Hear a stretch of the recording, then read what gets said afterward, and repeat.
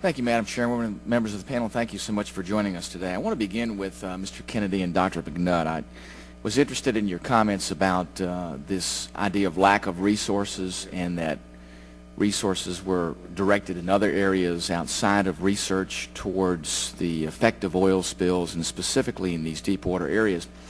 I'm wondering that in the decision-making process, it seems like to me then that there was some decision about priorities, some decision about risk.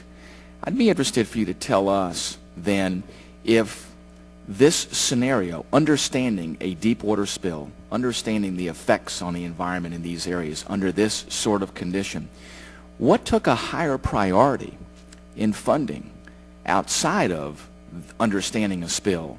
What directed both of your agencies to say, you know, we're not going to put any more resources to understand what a catastrophic spill may look like in a deep water area, Gulf area or otherwise, but we're going to make a decision to direct the resources elsewhere? Tell me what else out there is a bigger risk?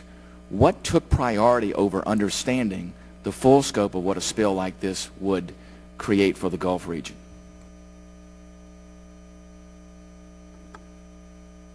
That's a tough question. However, again, I don't want to overplay the years of being involved in oil spills, but I've been involved for a long time, 25, 30 years. And historically, what you see is a cycle that is exactly where we are now. This cycle over the course of the majority of my career was about 5 years. You'd have a major event, then a number of other things would come up. The event was over, you didn't have anything new, you lost the publicity, you had whatever the issues of the day were. And certainly there are many that I can think of that have been pressing and concerning us, including climate change, of course, but a variety of other things that you could list as priorities. But with the passage of the Oil Pollution Act and an extended period of time beyond the 5 years to where you know, a major spill is considered 100,000 gallons or more.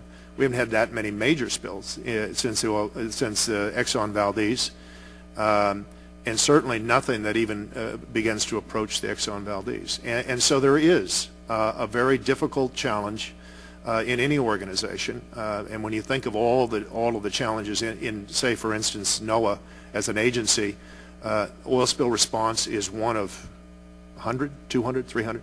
And to compete when there is some of that lack of urgency and the Oil Pollution Act seems to be extremely effective, you have a difficulty. And so it's not that we haven't continued to plug along, we have. And that's why we have some of the expertise we have today. That's why we have trajectory models that have been quite effective, why we have a damage assessment program that's been out there since the inception of the spill with our other federal and state partners. So it's not like we haven't been there, but I think it's a fact of life that when you don't have a major event, it's a hard time to convince people that it is the most pressing thing until you have the next one. Dr. McNutt? Yes, the USGS has a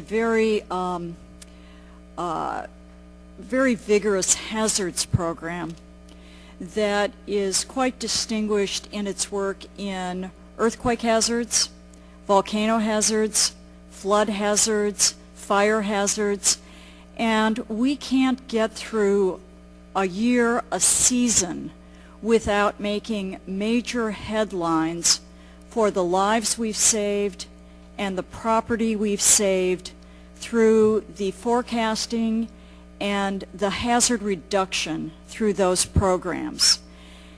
And the good work through those groups and the industries that back them through their efforts by saying, you are helping through your collaborative work with the industries to show where hazards are great, by working with the industry to make buildings better, by making highways safer, showing people where to build, showing how to work in the wildland fire, urban interface, and work to make that zone safer, etc. How to help people who are in flood districts understand how to mitigate their flood risk, etc.